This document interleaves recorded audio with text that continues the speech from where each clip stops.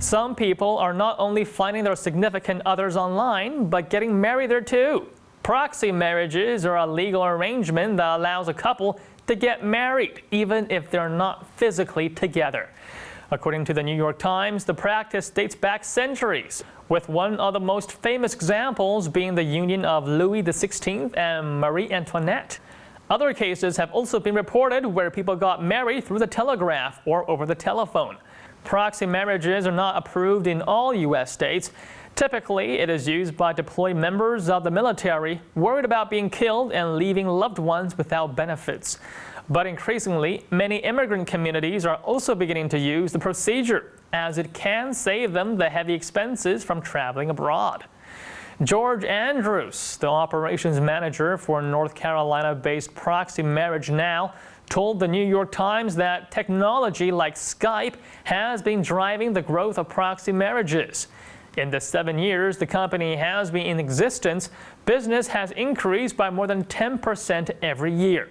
The company now conducts over 500 proxy weddings a year. The share of those that do not involve a spouse being in the military has grown to over 40%. Now, some of the couples are also trying to get around local laws. For example, in countries such as Israel, it is not permitted to perform mixed religion marriages. Others see a proxy marriage as the first step to obtain a visa for their spouse. Thus, unsurprisingly, the procedure has also raised concerns over facilitating marriage fraud. But it's not quite that easy. Everyone applying for American citizenship through marriage must first be interviewed by the officials from Homeland Security or the State Department.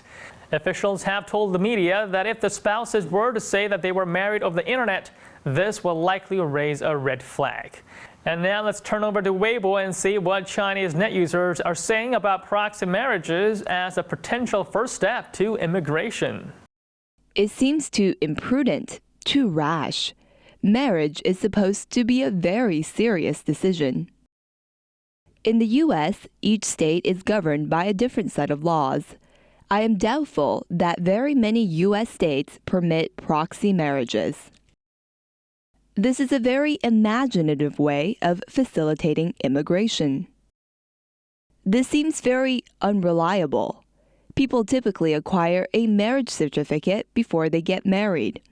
Also, people who immigrate through marriage must have met each other in person at least once. Nowadays, I feel that people are not taking marriage seriously anymore. I guess these proxy marriages would not be allowed in Canada. I hear they are cracking down hard on marriage fraud. In China, people have been using the institution of marriage, or rather divorce, for other reasons, to avoid paying taxes. Divorce rates have spiked in recent weeks. Just last week, Reuters reported that a marriage registration center in Shanghai said that it divorced one couple every 5 minutes. The divorce rates are coming amidst new tax laws on home sales. To control China's real estate prices, Beijing has asked local governments to be tougher on implementing taxes on gains from selling second homes. Now, although the tax had been in place for almost 2 decades, it had not been strictly enforced. By getting a divorce, at least on paper, a couple effectively splits ownership of their properties. They can thus sell their second property without having to pay capital gain tax of up to 20%.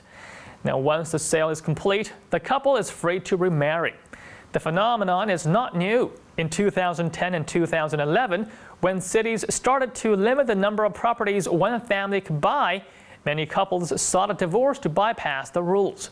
But to go back to our original story, let's now hear from some Weibo users who believe that proxy marriages may be a good idea after all. Investment immigration and skilled immigration are things of the past. Now it's all about video immigration. I think this could be a win-win situation. American businesses can earn money by conducting proxy marriages, while people from other nations have a new way to immigrate. I think this is a great idea. It ushers in an era of international dating. This new method of immigration is low cost and reliable.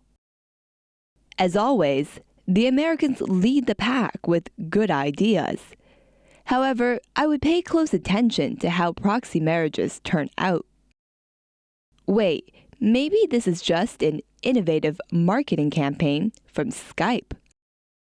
While proxy marriages are most likely not an advertising campaign started by Skype, it's undeniable that current technologies have allowed and will continue to allow us to do things that we have never done before.